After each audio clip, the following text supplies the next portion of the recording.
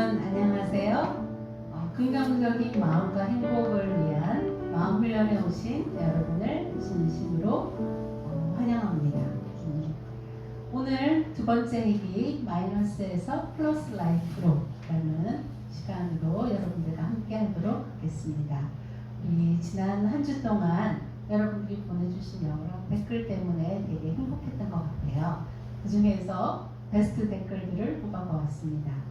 우리 첫 번째 뽑힌 베스트 댓글은 우리 한땡남 씨가 보내주신 댓글인데요. 제가 우등생 댓글이라고 불렀습니다. 왜냐하면 인지의 3요소인 생각, 감정, 행동을 잘 요약해서 자신의 변화하고 싶은 마음을 잘 정리해 주셨던 것 같아요. 그래서 첫 번째는 나는 마음은 성장할 수 있고 훈련에 의해 컨트롤할 수 있다는 것을 배웠다 라는 생각의 변화를 정리해 주셨고요. 두 번째, 나는 긍정적 사고를 베이스로 하면 항상 행복과 평화를 누릴 수 있는데 내 마음속에 부정적인 사고를 거부하지 않았고 인정하고 살아왔다고 느꼈다. 그래서 그런 마음의 안타까움을 잘 정리해 주셨습니다. 그리고 세 번째는 나는 마음속에 부정적인 것과 긍정적인 것을 항상 분별하여 어떻게 행동하겠다, 분별하는 행동을 하겠다라고 하고 서로 다른 마음의 컬러를 인정하여 마음의 컨트롤을 위해 훈련과 노력으로 마음의 성장을 이룰 것을 결심한다. 결심하는 행동을 잘 적어주셨습니다. 우리 두 번째 댓글은 김땡희님이 보내주신 건데요. 제가 선정한 이유는 선한 사마리아 사람 프로젝트의 핵심을 잘 보여주는 댓글이셨던 것 같아요. 나는 선택하는 생각을 배우게 되었다. 부정적인 생각을 갖고 사는 사람이 질병이 많다는 것에 공감하게 된다는 느낌과 일상에서 부정적인 생각에 지배당하지 않도록 자신에게 긍정의 에너지를 심기로 결심했다 라고 하고 나서 그 밑에 자신의 이야기를 해줬습니다. 교인은 아니지만 항상 긍정적인 마음을 갖고 살도록 노력합니다. 빡빡한 삶을 사는 현실 속에 이처럼 좋은 강의 듣기 힘들 텐데 초대자인 파트너 진정수님께 감사합니다. 멋진 교수님 강의 무한 감동받고 힐링합니다 라고 써주셨어요. 이렇게 자신을 초대해주는 사람에게 감사를 표현하는 그 마음 참 감동적이었습니다. 그리고 진정숙 씨도 이 좋은 거를 나눠야지 하고 우리 파트너를 초대해 주신 그런 선한 사마리아 사람 프로젝트에 잘 맞는 그런 댓글이었다는 생각이 들었습니다. 그 다음에 세 번째 댓글은 정말 진솔함이 가득했던 그런 댓글인 것 같아요. 마음의 힘이 크다는 것을 늘 반복되는 삶 속에서 쉽게 알 수도 있었을 텐데 말씀을 통하여 이제서야 깨닫고 돌아보게 되네요. 나는 남보다 긍정적인 사람이라 생각했었는데 부정적인 면이 몇십 배, 몇백 배 더 많았었구나 깨달으면서 제 자신을 다시 보게 되었네요. 사람마다 마음의 컬러가 있음을 알면서도 인지하지 못하고 내 생각, 내 경험, 내 자신이 우선인 듯 때론 상대방을 마음속으로 무시하며 대했던 제 모습이 부끄럽습니다. 이제껏 이렇게 살아왔지만 지금이라도 마음을 성장시킬 수 있다는 믿음을 가지고 훈련해 보겠다는 결심을 합니다. 항상 긍정적인 마음을 가지고 매 순간 감사드리며 지금이 가장 행복할 수 있다는 것을 깨닫게 해주신 하나님께 감사드립니다 라고 써주셨어요. 제가 알기론 멀리 타국에 중국에 계신 분인 걸로 알고 있습니다. 그래서 더 애틋하게 느껴졌던 것 같아요. 이번 세 번의 세미나가 외국 생활을 더 성공적으로 하는데 그런 도움이 되길 간절히 바랍니다. 제가 하나 더 선정했는데 유튜브 동영상 밑에다가 댓글을 달아주신 분이 계셨어요. 격려에 감사하는 마음으로 선정해 보았습니다. 내 마음의 보석 상자에 내 주변에 있는 것들을 아름답고 귀하게 감사하는 넣어서 가득 채우고 주변 사람들과 나눠야겠다는 생각을 하게 되었습니다. 우리가 살아가는데 정말 필요하지만 생각하지 못했던 소중한 말씀을 주신 교수님께 감사드립니다. 앞으로 남은 2번의 강의도 기대됩니다. 이렇게 써주셨어요. 예, 제가 강의를 준비하면서 제 마음에 또 결심을 하게 하는 그런 댓글이었던 것 같습니다. 강의 시작하기 좀 전에 제가 네 분께는 파리바게뜨 롤케이크 기프티콘을 보내드렸습니다. 우리 사랑하는 가족들과 함께 달콤한 시간을 가질 수 있게 되기를 바랍니다.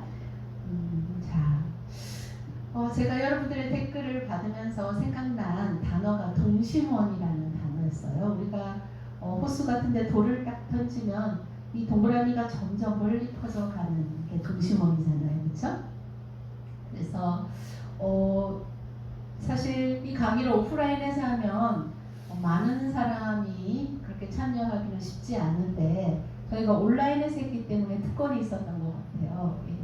제가 지난 한 주 동안 지방에서 또 다른 나라에서 댓글로 또 전화로 여러분들이 함께하고 있다는 걸 알게 되었던 것 같습니다. 그래서 저희 작은 노력이 또 우리 구로마포 소그룹의 이런 아이디어가 여러 사람들에게 또 유익을 공유하는 그런 계기가 되었다는 게 참 행복하다라는 생각을 하면서 더욱 열심히 강의를 준비하게 되었던 것 같습니다. 우리 1회기에 했던 내용들을 좀 함께 복습해 보도록 하겠습니다. 1회기에 강의가 마칠 때쯤에 내 마음의 사랑 설명서를 저희가 같이 정리해 봤는데요. 우리 한번 기억하고 또 복습하는 마음으로 읽어보겠습니다. 1. 마음의 힘이 크다는 걸 기억하기. 2. 부정적인 마음이 더 크다는 거 인식하기. 3. 사람마다 마음의 플로가 다르다는 거 명심하기. 4. 마음은 성장할 수 있다는 거 믿기. 5. 마음은 반응하기가 아니라 선택하기. 6. 긍정적인 마음을 훈련하고 행복해지기. 제가 지난 시간에는 5번까지 강의했고 오늘 어떻게 긍정적으로 마음을 훈련하고 또 행복해질 수 있는지를 나눠보도록 하겠습니다. 복습 하나 더 해볼까요? 생애의 실제적인 훈련은 사소한 것들로 이루어져 있다. 생각 훈련은 필수이다. 그래서 생각 훈련이 참된 지혜다 라고 이야기하면서 생각을 훈련하는 게 얼마나 중요한가를 이야기했었습니다. 그래서 오늘은 제가 학생들과 함께 생각 훈련을 하면서 느꼈던 그런 경험을 먼저 여러분들과 공유하고자 합니다. 저는 2000년도 밀레니엄이 시작되는 해에 미국 유학에서 돌아와서 대학 강단에서 처음으로 강의를 하게 되었습니다. 그때 제가 막 30살이 되는 해였는데요. 모교로 돌아와서 후배들을 가르친다는 생각에 굉장히 설레었던 것 같습니다.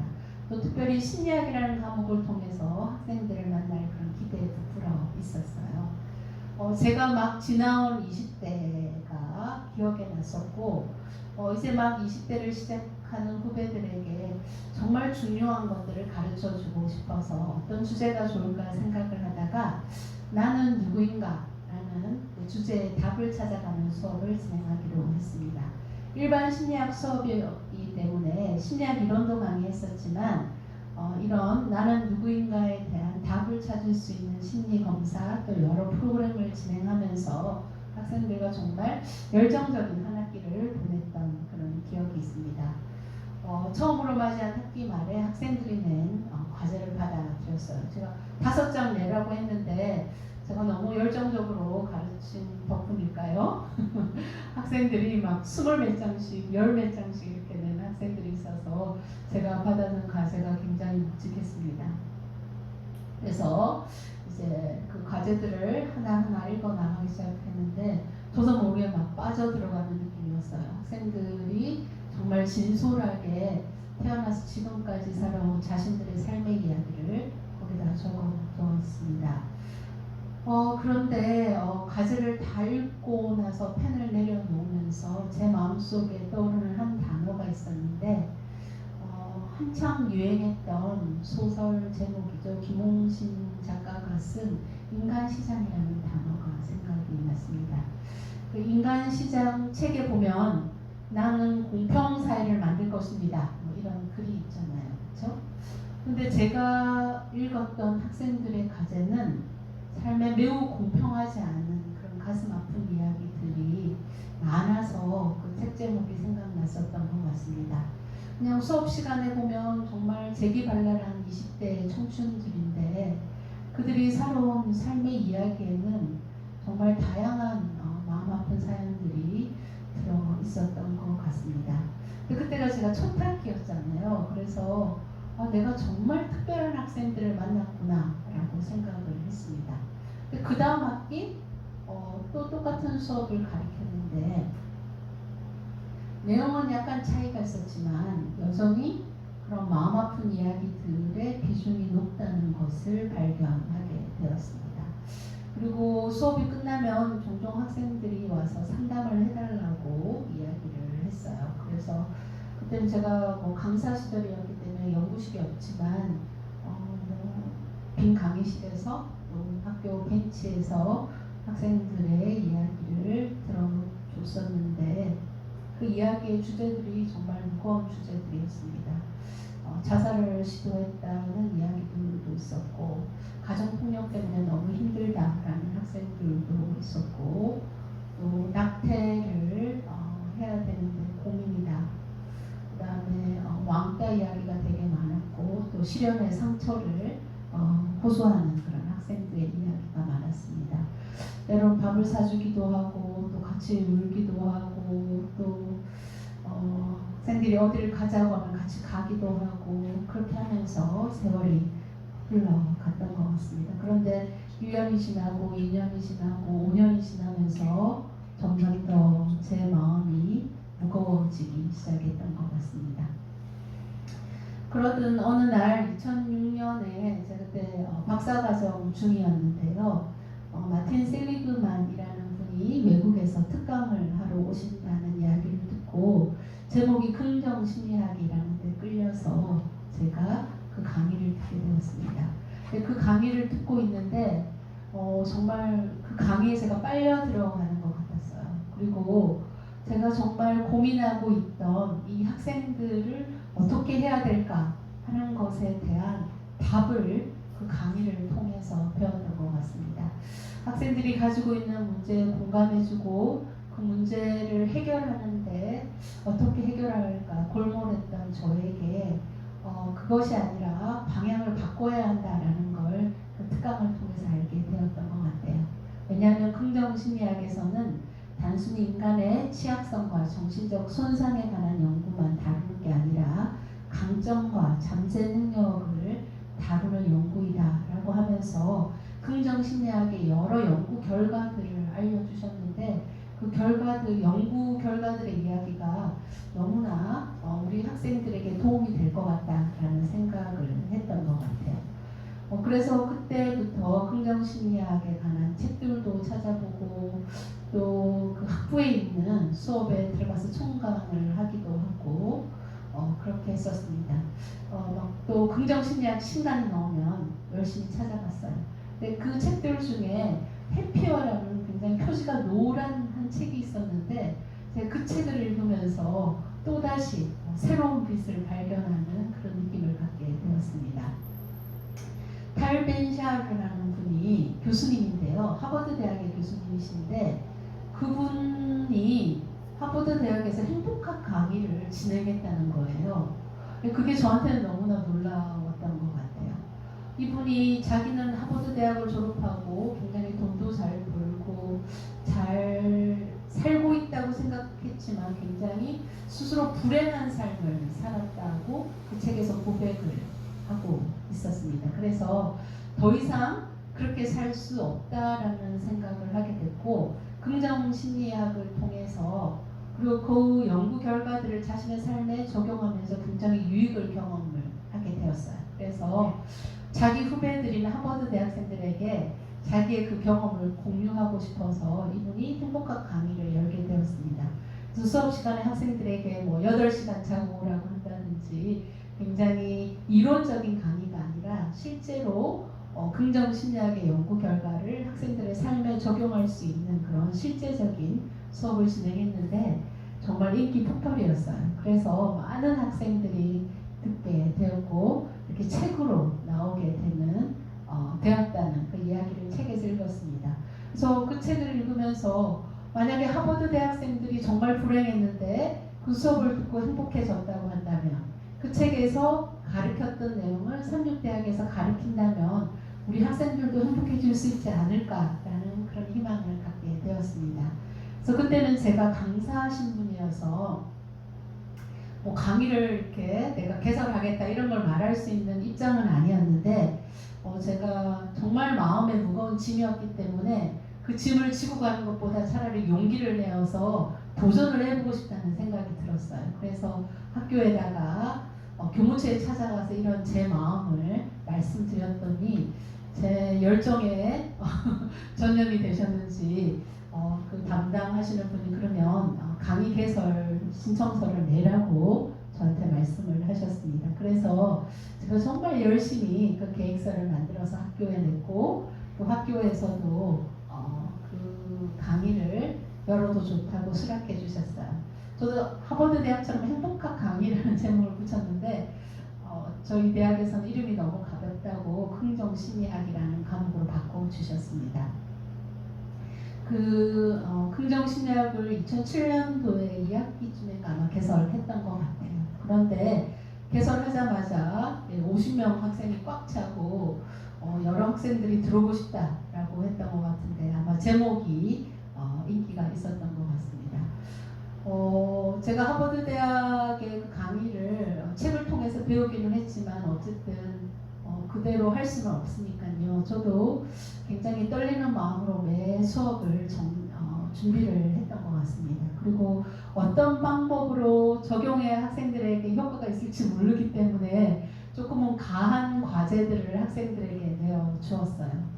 그렇지만 제가 이 강의를 개설하게 된 목적을 설명을 했고 정말 저도 열정적으로 가르치고 또 학생들도 열심히 잘 따라와 주었습니다. 그래서 수업이 한 학기가 맞춰졌을 때 학생들에게서 굉장히 놀라운 보고들이 올라오기 시작했습니다. 그 학생들과 경험했던 이야기 중에 가장 저에게 놀라웠던 그런 경험을 하게 해준 한 여학생이 있었어요. 그 여학생은 사실은 제가 저를 굉장히 싫어하고 수업을 싫어하는 학생이라고 생각했던 학생이었는데 첫 학기였기 때문에 제가 중간에 과제를 보고서를 좀 중간에 내어달라고 했어요. 그래서 학생들이 제대로 하고 있는지 혹시 잘못하고 있으면 고쳐줘야 되니까 제가 내달라고 했는데 가장 두꺼운 과제를 낸 학생이 수업 시간에 가장 불성실한 태도를 보였던 학생이었습니다. 그런데 제가 그 과제를 쭉 읽어보면서 그 학생이 보였던 모습에 또 다른 의미가 있다는 걸 알게 되었습니다. 그 학생은 제 수업을 듣기 2년 전에 밤길을 걸어서 집에 오다가 강간을 당한 그런 학생이었습니다. 그 상처가 너무 커서 여러 번 자살 시도를 했었는데 마지막 자살 시도를 이렇게 하려고 했을 때 엄마가 이제 방문을 열고 그 모습을 보고 너무 놀라서 기절을 하신 거죠. 그때 이후로 이제 엄마가 병을 얻게 되셨어요. 그래서 이 학생이 더 이상 자살 시도는 하지 않았지만 늘 죽고 싶다라는 생각에 쌓여있는 학생이었습니다. 또 학생이고 또 졸업은 해야 되니까 이 수업에 들어오게 됐는데 이 학생이 과제에 그렇게 썼던 것 같아요. 자기는 늘 죽고 싶다는 생각을 하는데 교수님이 너무나 밝은 표정으로 행복에 대해서 이야기하는 게 너무나 자기 마음을 불편하게 했다. 그리고 너무나 동떨어진 이야기다라고 생각했다라고 과제에 적었었습니다. 그런데 이 수업이 이론만 하는 수업이 아니라 소그룹으로 토의하고 또 참여하는 활동도 있고 또 과제도 많았기 때문에 하나하나 수행에 이 수업에 참여해 나가면서 자신의 생각에 균열이 생기고 또 새로운 생각을 하게 되는 눈이 열리고 또 마음이 열리는 경험을 하게 되었다라고 15주가 지났을 때 이 학생이 정말 많이 바뀌어 있었어요. 그 중간 과제 이후로 제가 이 학생에 대해서 알게 되고 또 소통하게 되면서 참 많은 이야기들을 나누게 되었던 것 같습니다. 제가 기억하는 이 학생의 그리고 이 학생이 과제 끝에 기말 과제 끝에 이렇게 썼었어요. 행보가 이제야 널 발견해서 미안해 라고 하면서 정말 진심으로 한 학기 동안 변화를 경험했던 자신의 이야기를 과제에 잘 표현을 해놓았습니다. 제가 기억하는 그 학생의 마지막 모습은 첫 모습과 전혀 반대였던 것 같아요. 첫 모습은 모자를 깊게 눌러쓰고 화장도 짙게 하고 사람도 쳐다보지 않는 그런 학생이었는데, 제가 봤던 마지막 모습은 그 마지막 수업을 마치고 조원들과 함께 우르르 걸어 나가서, 그때 제가 아마 2층에서 수업을 했던 것 같은데 그 1층에서 이렇게 제가 창문으로 봤던 것 같아요. 조원들과 함께 막 깔깔거리고 웃으면서 긴 머리를 이렇게 바람에 휘날리는 그런 모습이었던 것 같습니다. 캠퍼스에서 볼 수 있는 굉장히 평범한 모습이죠. 그런데 그날 그 평범함이 너무 눈부시게 아름답고 제 마음에 감동이 되었던 것 같습니다. 저는 지금도 매 학기 긍정심리학 수업을 시작할 때면 그 학생의 모습을 생각하게 되고 또 조금은 엄숙한 마음으로 수업을 진행하게 되는 것 같습니다. 근데 몇 학기가 지나면서도 학생들이 의미 있는 변화를 경험했다고 자꾸 보고를 하는 거예요. 왕따의 상처를 극복하게 됐다. 이 수업을 통해서 진로를 찾게 됐다. 그 다음에 부모님이랑 정말 사이가 안 좋았는데 화해를 하게 됐다. 그 다음에 절대 용서하지 못할 것 같은 누군가를 용서했다. 그 다음에 타살의 유혹, 타살하고 싶은 유혹을 느꼈는데 그걸 극복하게 됐다. 그다음 어떤 친구는 자기 친구가 굉장히 우울해서 자살하려고 하는데 그 친구에게 이 수업에 그런 과제를 같이 하자고 해서 그 친구가 좋아졌다는 보고를 저한테 이렇게 대신해주는 그런 학생들도 있었습니다. 정말 믿기 어려울 정도의 그런 결과들을 보면서 이 학생들이 점수를 잘 받으려고 그렇게 자극적인 이야기를 하나 이런 의심이 들 정도였는데요. 근데 과제가 그렇게 할 수 없는 게 증빙을 다 해야 되는 과제들이었거든요. 그래서 2012년에 제가 이 수업의 효과를 실제로 연구를 통해서 검증을 해봤습니다. 수업을 들은 사람과 듣지 않는 사람, 그 다음에 들은 사람의 사전과 사후에 어떤 변화가 있는지를 살펴보았는데요. 여기 보시는 것처럼 행복감 올라가고 회복 탄력성, 역경을 극복하는 그런 힘도 올라가고 가장 좋아지는 건 우울이었던 것 같아요. 학생들이 우울증이 좋아졌다는 보고를 제가 많이 듣긴 들었는데 실제로 연구를 했을 때도 우울이 가장 좋아지는 것을 알 수가 있었습니다. 우리가 이때까지는 걱정하지 않으려고만 불행하지 않으려고 굉장히 예를 썼던 것 같아요. 그런데 이제는 좀 태도를 바꿔야 할 것 같습니다. 왜냐하면 우리의 두뇌 구조를 안다면 우리가 그걸 더 잘 할 수 있을 것 같아요. 여기 보시면 부정적인 정서는 변형계에 있는 편도체라는 곳이 관장을 하고 있습니다. 근데 우리가 자꾸 그렇게 하지 말아야지 이렇게 하는 생각 자체가 편도체를 다시 자극하는 거죠. 그렇죠? 그러니까 부정적인 걸 하지 않으려고 하는 우리의 생각이 사실은 동일한 곳을 자극하기 때문에 그렇게 하는 것들은 어떤 면에서는 효과가 덜한 거죠. 오히려 우리가 여기 보시면 긍정적인 정서는 전두엽에서 다루고 있습니다. 그래서 전두엽은 훈련을 하면 점점 좋아지는 곳이에요. 이 말은 긍정적인 거, 행복을 위해서는 그냥 느껴지는 대로 살아가는 게 아니라 변화하기 위해서 훈련하고 노력하면 긍정적인 정서는 조금 더 올라간다는 거예요. 근데 거기서 그치는 게 아니죠. 왜냐하면 우리 두뇌는 전두 변형계가 연결된 체계로 이루어져 있어요. 그래서 전두엽이 활성화되면 변형계가 훨씬 더 안정이 됩니다. 반대로 변형계가 활성화되면 전두엽이 약해져요. 그렇기 때문에 긍정적인 것들을 훈련하는 제가 학생들과 했던 것들이 우울증을 좋게 해줬던 게 바로 이 전두엽의 활성화를 통해서 편도체를 더 안정시켰기 때문이라고 생각을 하게 됩니다. 긍정적인 정서와 부정적인 정서는 조금 전에 보셨던 것처럼 관장하는 게 달라요. 예, 아주 독립적입니다. 그래서 긍정적인 것들을 선택하는 것들이 훨씬 더 중요하죠. 우리 워렌 버핏의 말을 기억해 보면 좋겠네요. 늘 물이 새는 배에 타고 있다면 구멍을 막으려고 애쓰기보다 배를 갈아타는 편이 더 생산적인 에너지 사용법일 것이다. 예. 그래서 이제부터는 부정적인 것들, 내가 잘 못하는 것들을 고민하고 또 자꾸 해결하려고 부정적인 사고에 잠기기보다는 반대로 긍정적인 훈련을 해보면 좋을 것 같습니다. 그래서 제가 학생들에게 우리의 마음의 크기를 크게 하자, 그리고 마음을 더 부드럽게 하자, 또 마음의 색깔을 더 밝게 하자, 그렇게 하면 마음이 더 강해진다 라고 설명을 했던 것 같습니다. 그렇게 하기 위해서 제가 학생들과 했던 수업 내용들이에요. 그 전에 심리학은 우울은 어떤 증상이 있고 불안은 어떤 증상이 있고 그거를 해결하기 위해서 우리는 어떤 노력을 해야 되고 사실 이런 식으로 공부를 했다고 한다면 긍정심리학은 반대로 하는 거죠.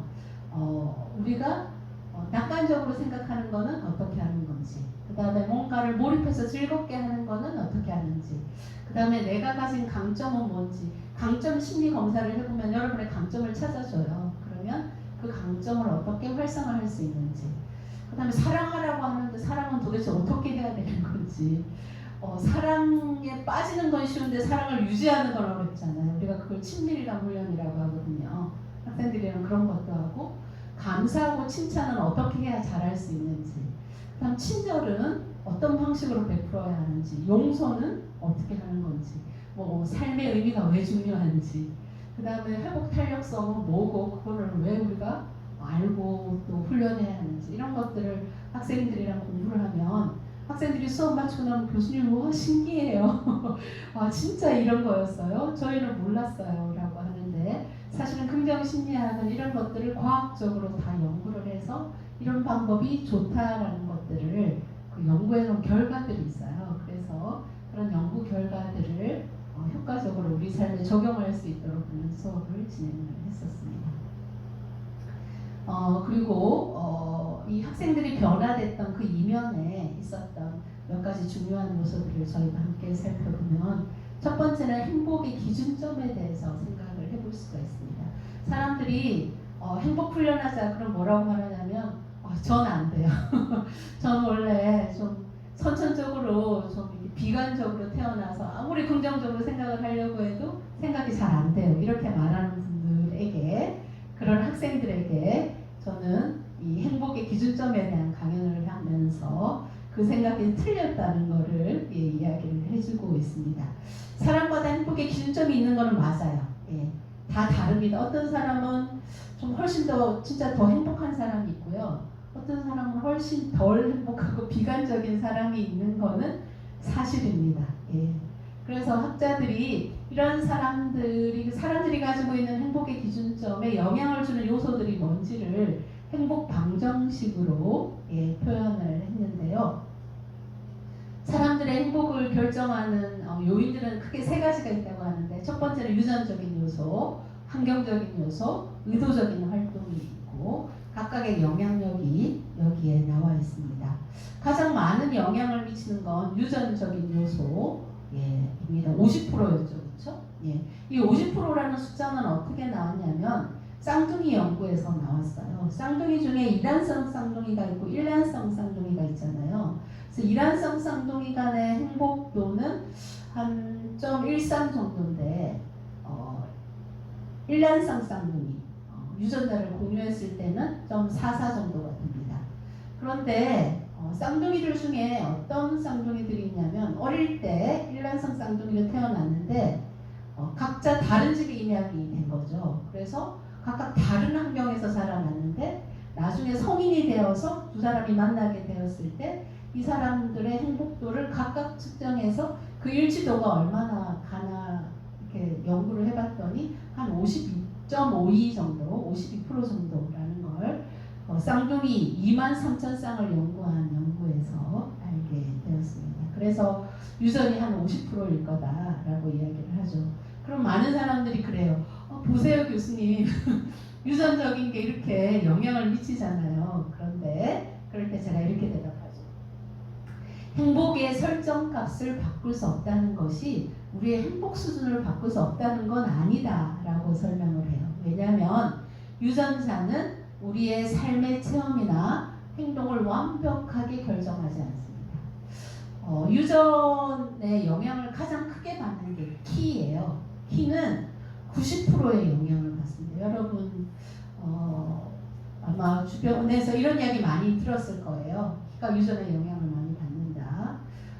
저희 아들이 어렸을 때 항상 1번이었어요. 그래서 제가 걱정이 돼가지고 소아과에 가봤더니 그 소아과에서 엄마 키 재고 아빠 키 재고 그래서 저희 아이가 크면 얼마 정도 키가 될까 그거를 측정한 적이 있었는데요. 그때 예상 키를 알려주더라고요. 그래서 저희가 조금 마음 아팠는데 지금 저희 아이가 커서 군대 가 있는데 딱 그 정도 키인 것 같습니다. 그만큼 공식이 있을 정도로 키는 굉장히 유전의 영향을 많이 받는다는 거죠. 그렇지만 여러분 한번 생각해 보세요. 여러분 주변에 부모는 작은데 자녀들이 키 큰 집이 있어요, 없어요? 있죠. 예, 제가 아는 집 아주 그 결정적인 한 가정을 저는 아는데 엄마 아빠가 작은 게 한이 된 집안이 있었는데 엄마 아빠가 우리 자식들에게는 이 한을 남겨서는 안 되겠다. 그래가지고 멸치, 콩나물, 콩, 뭐 하여튼 좋다는 건 다 먹, 한약 뭐 이런 거 다 먹여가지고 그 집엔 딸들도 키가 거의 170에 가까웠고 아들은 더 크고 예, 그래서 부모님의 그런 노력이 성공했다라는 걸 자랑하는 그런 자녀를 제가 만난 적이 있습니다.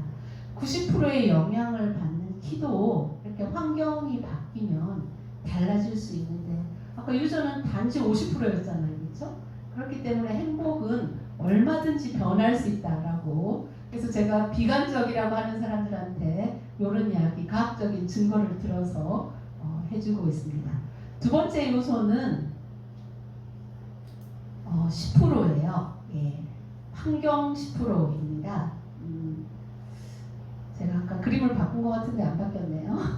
이거는 각 나라의 소득 수준과 행복도를 보여주는 표인데 너무 작아서 보이지는 않겠지만 예, 제가 설명으로 해드리면 소득이 낮은 나라, 방글라데시, 그 다음에 라틴 아메리카에 있는 나라들은 소득이 낮음에도 불구하고 행복도에서는 굉장히 높은 데 위치하고 있어요. 우리나라는 여기 한 중간 정도에 있거든요. 우리는 소득이 굉장히 높음에도 불구하고 행복도는 그 나라보다 이렇게 낮은 거죠. 예, 그래서 소득과 행복이 반드시 같이 가는 건 아니다라는 걸 보여주는 표였고 두 번째 표는 어느 정도 수준에까지는 소득이 행복에 영향을 미쳐요. 그래서 우리의 그런 기본 생활과 연관될 정도의 그런 수준까지는 소득이 영향을 미칩니다. 그렇지만 그 수준을 넘어가 버리면 약 한국으로 한 연봉 4,500에서 5,700 그 사이 이상이 되면 그 다음부터는 행복도랑 동이랑 그렇게 영향을 미치지 않는 것을 알 수가 있습니다. 제가 한 책에서 본 글인데 굉장히 공감하는 것 같아요. 돈은 행복 촉진제가 아니라 불안 완화제이다. 그런데 요즘 많은 사람들이 돈이 행복 촉진제인 줄 알고 있는 것 같아요. 그런데 행복은 돈이 행복을 촉진하기보다는 우리의 불안을 완화시켜주는 존재다라는 설명이 가장 적절한 설명이 아닌가 하는 생각이 듭니다. 그 다음에 유전과 연관해서 우리가 외모에 대해서 이야기하는 사람들이 되게 많아요. 나는 이렇게 생겨서 절대 행복할 수 없다라고 이야기를 하는데 사실 실제로 연구를 해보면 미모랑 행복이랑은 연관이 없어요. 근데 연관이 있는 건 주관적인 인식 내가 뭐 객관적으로 어떻게 생겼는 거에 상관없이 내가 예쁘다라고 생각하는 사람들은 행복도가 높고 데이트 횟수도 많았어요. 근데 우리 예전에 TV 프로 같은 거 보면 정말 예쁜데도 계속 성형수술하는 사람들 있잖아요. 그러니까 그런 사람들은 불행한 거죠. 정말 예쁨에도 불구하고. 반대로 저희 고모가 계셨는데 제가 봤을 때는 객관적으로 그렇게 예쁘지 않는데 저희 고모부가 항상 예쁘다라고 말해줘서 굉장히 자신감이 넘쳤던 저희 고모님이 계셨어요. 그래서 우리가 늘 놀렸었는데 본인은 굉장히 행복했던 걸로 제가 기억하고 있습니다. 이런 환경이 많은 영향을 미치지 못하는 이유 중에 하나가 바로 쾌락 적응이라는 현상이에요. 이 쾌락 적응은 반복에 둔감하고 변화에 민감한 그런 요소가 바로 쾌락 적응입니다. 처음에 넓은 아파트에 이사가면 행복하죠. 그리고 그 아파트에 사는 자부심이 생깁니다. 그런데 한 10년 이상 그 아파트에 살면 아파트도 좁게 느껴지고 하나도 그 아파트에 사는 게 행복하다고 우리가 못 느끼는 게 바로 쾌락 적응 현상이죠.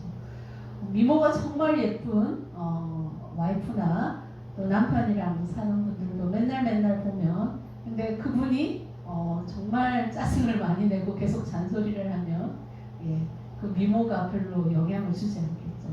우리가 바로 쾌락 적응 때문에 사실 이런 조건들은 우리의 행복에 생각보다 아주 미미한 10%의 영향을 미치는 것을 알 수가 있습니다. 저희가 그래서 꼭 기억해야 되는 게 바로 의도적인 활동 40%예요. 긍정심리학자들이 연구를 했어요.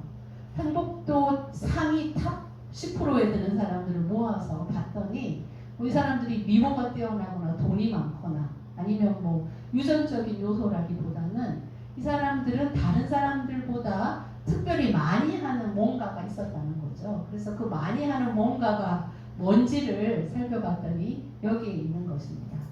가족, 친구들과 훨씬 더 관계가 돈독하고 그 다음에 감사를 자주 표현하는 사람들, 항상 감사하다 이런 말을 많이 하는 분들이고요.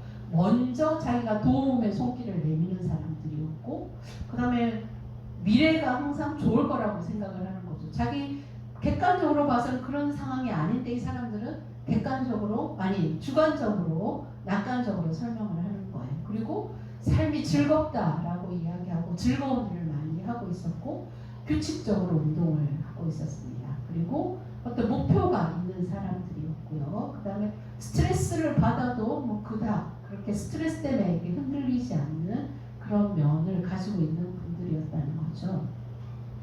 그래서 이거에 착안을 해서 긍정심리를 연구하는 학자들이 활동을 만들었어요. 제가 아까 보여드렸던 것처럼 감사훈련, 칭찬훈련, 친절훈련, 사랑훈련, 사랑훈련은 관계를 좋게 하는 거잖아요. 그렇죠? 그 다음에 스트레스를 극복하는 훈련이 회복 탄력성 훈련이에요. 그래서 이런 것들을 실제로 훈련을 했더니 사람들이 사후에 그 훈련을 받고 나서 행복도가 훨씬 더 올라가고 그리고 그 행복도가 시간이 지나도 유지가 되는 것들을 연구를 통해서 알게 되었다는 거죠. 그래서 저도 학생들에게 그런 수업을 진행했고 저도 마찬가지로 검증을 해봤을 때 학생들이 굉장히 우울감이 떨어지고 행복감이 올라가는 걸 볼 수가 있었어요. 그래서 이 행복 기준점의 핵심은 뭐냐면 우리의 그 행복은 40%의 의도적인 활동에 의해서 행복의 기준점이 바뀔 수 있다는 거예요. 여러분들이 지금의 행복도가 바뀔 수 있어요. 꼭 기억하시면 좋겠고 그 다음에 그렇다고 행복이 막 많이 올라가는 건 아니에요. 살짝 올라가거든요. 그 의도적인 활동을 통해서. 그렇지만 주관적으로 느끼는 행복도는 훨씬 더 크다는 거죠. 그 다음에 제가 학생들에게 강조하는 게 멘탈 피트니스다. 그래서 제가 예전에 다이어트 한 적이 있었거든요.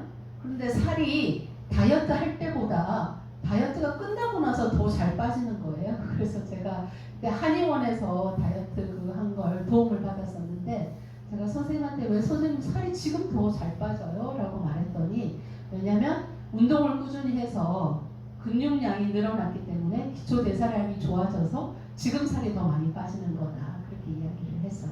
행복 훈련도 마찬가지예요.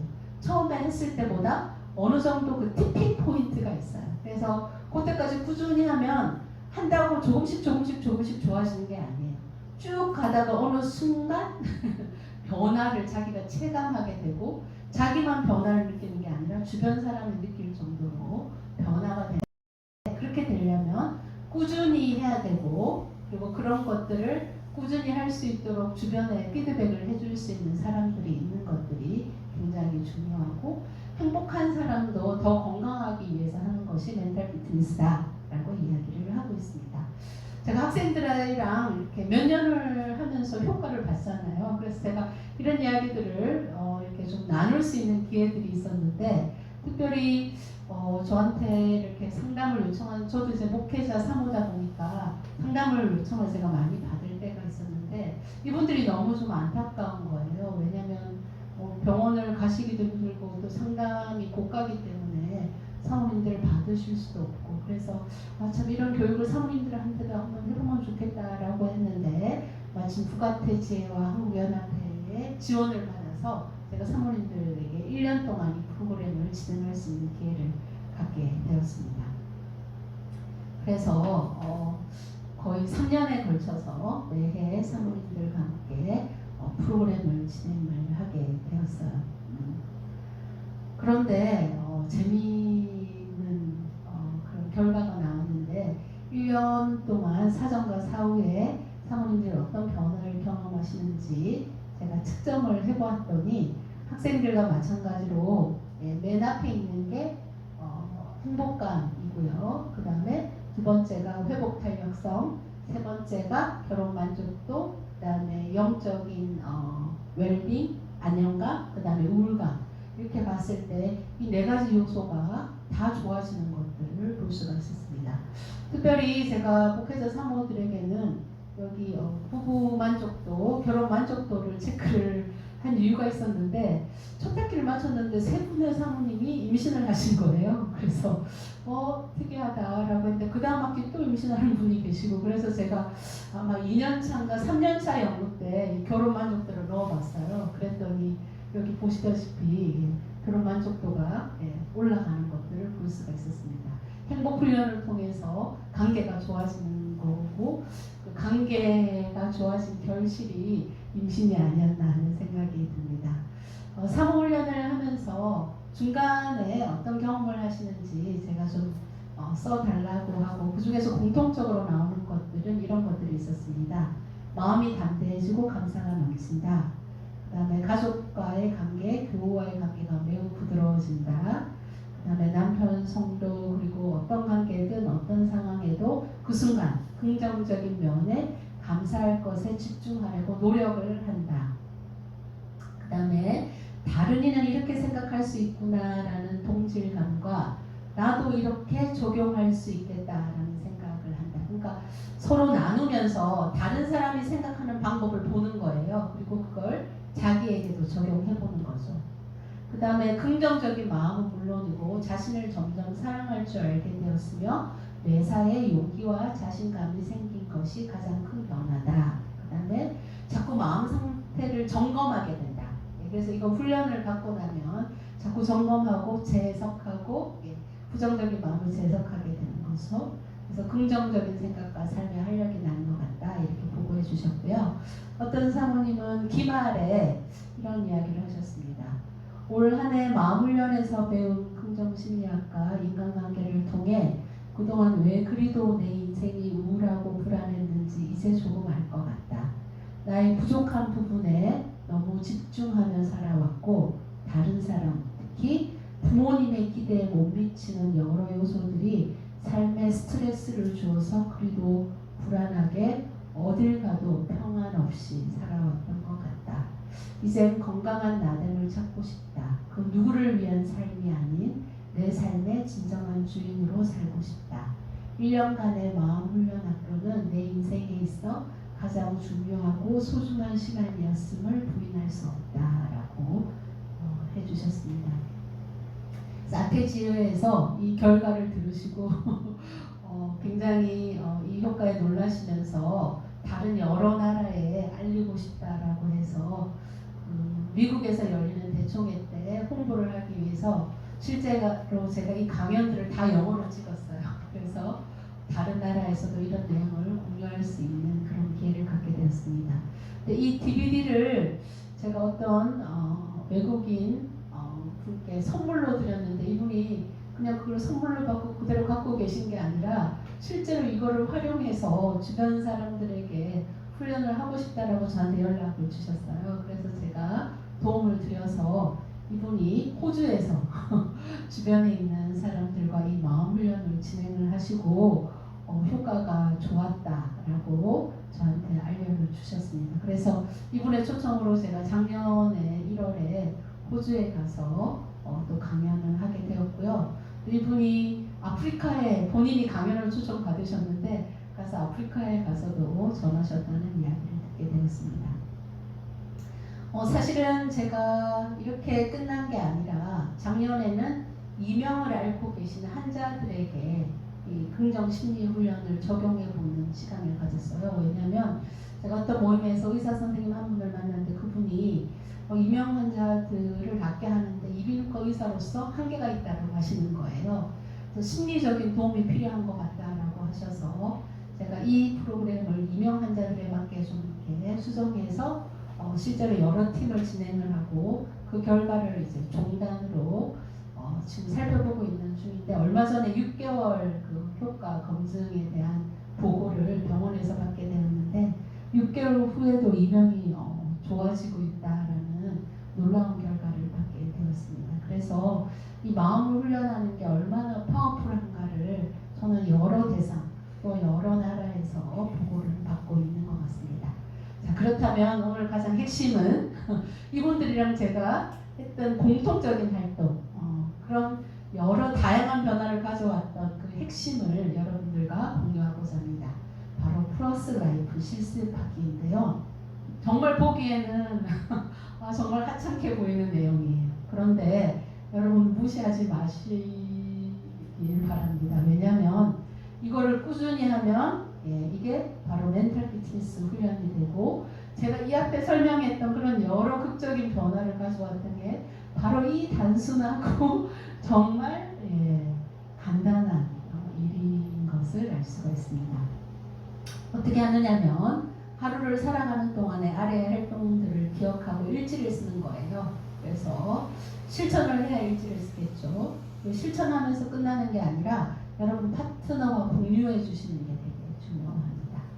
뭘 하냐면 감사한 것 하나, 칭찬하기 하나, 친절하기 하나 이 세 가지 활동을 하시고 그거를 적는 거예요. 그래서 감사한 거는 그냥 마음속으로 감사하다 이렇게만 하는 것도 도움이 되긴 해요. 그렇지만 실제로 그 감사를 누군가에게 말이나 행동으로 표현할 때 훨씬 더 행복도가 올라갑니다. 그래서 하루를 살면서 꼭 감사를 누군가에게 한 번은 해야지 라고 기억하고 감사를 표현해 보세요. 그리고 그분이 어떻게 반응하시는지 기억했다가 적어보시면 좋고요. 두 번째는 칭찬하기입니다. 속으로 칭찬하면 안 돼요. 나는 운전기사 아저씨를 칭찬하고 싶다 뭐 이렇게 하면 안 되고요. 실제로 운전기사 아저씨에게 오늘 이렇게 안전하게 운전해 주셔서 감사합니다 라고 내릴 때 말을 함께 칭찬하기예요. 그래서 실제로 건넨 칭찬입니다. 엄마 오늘 엄마가 해준 밥이 정말 맛있었어요. 고마워요. 그냥 속으로 우리 엄마가 참 고맙다 이렇게 하는 게 아니라 실제로 엄마한테 그 말을 건네는 거죠. 우리 학생들이 가장 많이 하는 건데 이렇게 하면 엄마가 점점 맛있는 걸 해주신다라는 그런 보고를 제가 받고 있습니다. 그 다음에 세 번째 친절하기예요. 의도적으로 친절을 베푸는 걸 결심하는 거죠. 그래서 문을 열어준다든지 엘리베이터에서 청소하시는 아주머니에게 음료수를 전달해 준다든지 그 다음에 사랑하는 사람들에게 꽃을 한 송이 사다 준다든지 뭐 이런 친절을 실제로 실천하는 거죠. 우리 학생들이 가장 많이 하는 건 지하철에서 자리 비켜주기, 버스에서 자리 어른에게 양보하기 뭐 이런 것들인데 정말 감동적인 처음에는 그냥 이렇게 하려고 했었는데 정말 감동적인 이야기들이 많아요. 시간이 없긴 하지만 짧게 하나 기억이 나는 이야기가 갑자기 떠오르는데 어떤 학생이 지하철에서 자리를 양보하려고 이제 지하철에 타면 학생들이 안 자는 거예요. 왜냐면 이걸 실천해야 과제를 할 수 있으니까. 그래서 자리를 양보하려고 이제 두리번 했는데 반대편에 어떤 아저씨가 술이 약간 거나하게 취하셔서 자신의 그 아이랑 통화하는 걸 큰 소리로 통화를 해서 이 학생이 들었는데 내용이 그런 거였어요. 아빠가 상을 받았다. 그래서 부상으로 상품권이 왔는데 그걸 너한테 주겠다. 뭐 이런 내용이었던 것 같아요. 그래서 학생이 뭐 사람들이 다 앉아 있으니까 이제 그 이야기 듣고 자기도 뭘 하다가 고개를 들었더니 이제 그 다음 이제 여기 정차를 해서 보니까 고개를 들었는데 그 건너편에 있는 아저씨 자리에 아저씨는 없고 가방은 남아있고 보니까 옆에 보니까 아저씨는 내렸고 문은 닫히고 있고 그 상황을 이제 학생이 본 거죠.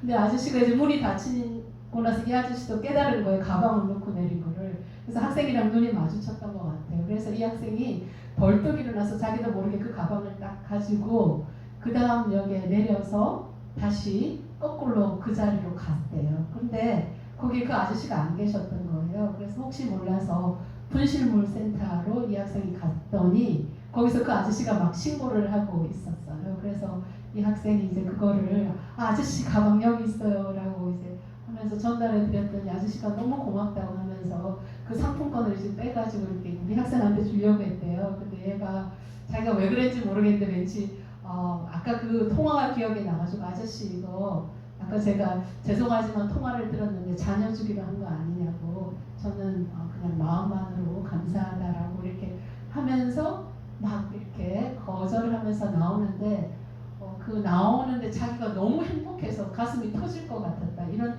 보고를 하는 학생이 있었어요. 그래서 이 친절을 베푼다는 게 오히려 나를 더 행복하게 하는 일이라는 걸 학생들이 경험하는 것을 알 수가 있었습니다. 여러분들도 그런 가슴 터지는 기쁨을 경험해 보시기를 바랍니다. 여기 쓰실 수 있는 폼을 올려드렸고요. 그 다음에 요번 학기에 학생이 낸 과제도 제가 올려드렸습니다. 이 학생은 감사 3개, 칭찬 2개, 친절 2개 이렇게 올렸는데 여러분은 그냥 이렇게 하나씩 매일매일 하시면 좋겠습니다. 학생들은 굉장히 열심히 하죠? 예, 오늘의 미션은 지난번에 했던 것처럼 나는 무엇을 배웠다, 무엇을 느꼈다, 무엇을 결심했다 적어주시고 소감문 올려주시면 오늘처럼 베스트 댓글 뽑아서 저희가 기프티콘 쏴드리겠습니다. 요 번째는 미션 있는 거 아시죠? 예. 일단 파트너와 카톡방을 만들고요. 제가 잠시 있다가 보여드릴 잠언 17장 22절을 암송하시면 좋겠습니다. 우리가 이런 걸 웰빙인지라고 하거든요. 그래서 자꾸 기억을 하면 그게 우리 삶에 긍정적인 영향을 미치는 그런 좋은 요소들을 저희가 함께 실천해보고 그 다음에 플러스 라이프 활동 일지를 써서 카톡방에 메일 올리고 서로 이렇게 공유하면서 피드백을 해주시면 훨씬 더 행복해질 수 있습니다. 이 플러스 라이프 일지는 쓸 때 한번 행복해지고요. 나눌 때, 적을 때, 경험할 때 한번 행복해지고 그 다음에 일지 적을 때 2번 행복해지고 그 다음에 누군가와 공유할 때 3번 행복해지고 다른 사람의 행복에 피드백을 하면서 4번 행복해져서 이거를 규칙적으로 하면 행복도가 굉장히 올라갑니다. 실제로 우리의 행복도가 올라가면 우리의 그 두뇌에서 뉴런 간의 그런 네트워크가 촘촘해지면서 훨씬 더 삶을 긍정적으로 볼 수 있는 그런 힘이 늘어나요. 이거에 대한 이론을 우리 바바라 프레드릭슨이라는 사람이 긍정 정서의 구축 및 확장 이론이라고 해요. 그래서 사람이 긍정적이면 보는 것도 훨씬 더 많이 볼 수 있다는 그런 연구 결과들이 있습니다. 자, 오늘 플러스 라이프를 위해서 이 얘기 공부했는데 우리 이런 것들 해봅시다. 복습해볼까요? 마이너스에서 플러스 라이프로 전환하기, 그 다음에 행복의 기적 40% 기억하기. 의도적인 활동이 여러분을 바꿀 수 있어요. 그 다음에 이거 멘탈 피트니스예요. 플러스 라이프 있지 열심히 쓰셔야 됩니다. 그 다음에 행복은 청사진이 아니라 레시피다. 제가 뭐 일지도 드리고 3가지 하라고는 했지만 이거를 여러분에 맞게 조율하시면 될 것 같아요. 아침에 쓰는 게 좋은 사람, 밤에 쓰는 게 좋은 사람, 아니면 내가 사는 예쁜 노트에 사는 게 좋은 사람, 아니면 나는 카페 같은 데 가서 조용하게 쓴다든지 음악을 들으면서 하든지 그래서 잘할 수 있는 여러분만의 환경을 만들어서 여러분의 레시피로 하면 좋겠습니다. 요리는 그 레시피가 있어도 다 다르잖아요. 하는 사람에 따라서. 그렇죠? 예, 그래서 여러분만의 그런 운동으로 바꿔가시면 되겠습니다. 자, 우리 정리하면서 한번 꼭 기억하면 좋을 내용들을 나눠보도록 하겠습니다. 그대가 살아있는 동안에는 생활의 목표를 가지라. 구름 대신에 그 그대 주변에 햇빛을 모으라. 하나님의 정원에 있는 신선하고 아름다운 곳이 되어 그대 주변 어느 곳에서나 향기를 풍기려고 애쓰라. 이런 것들을 하라는 거죠. 그렇죠? 네, 그렇게 할지라도 그대는 조금도 일찍 죽지 않을 거다. 우리 마치 이런 좋은 생각들을 하면 일찍 죽기라도 할 것처럼 기를 쓰고 이런 것들을 안 했던 것 같아요. 근데 그런 게 해도 안 죽는다는 거예요. 그러나 그대가 그대의 고통과 질병을 주제로 삼으면서 이런저런 불평을 해댄다면 그대의 수명은 확실히 단축될 거다. 이거는 연구 결과로도 밝혀졌고요. 성경에서도 그래서 우리에게 이렇게 이야기해주고 있습니다. 한번 같이 읽어볼까요? 시작. 마음의 즐거움은 양약이라도 심령의 근심은 뼈로 마르게 하느니라. 예. 잠언 17장 22절에 솔로몬이 한 이야기입니다. 솔로몬은 지혜의 왕이라고 불리잖아요. 예. 기독교를 떠나서라도 이런 지혜를 우리가 웰빙인지로 매일매일 암송하다 보면 훨씬 더 이 플러스 라이프 일지를 잘 쓰실 것 같습니다. 예. 꼭 미션에 참여시켜 주시면 좋겠습니다. 수고 많으셨고요. 또 기도하고 제가 마치도록 하겠습니다. 하늘에 계신 아버지, 오늘 또 두 번째 시간 마이너스에서 플러스 라이프로 라는 수업을 또 잘 마칠 수 있게 도와주셔서 감사합니다. 오늘 배웠던 것처럼 마음을 훈련할 수 있는 저희가 되게 도와주시옵고 또 잘 훈련할 수 있는 지혜와 용기를 허락해 주시옵소서. 이 모든 것 예수 그리스도 이름으로 간절히 기도드립니다.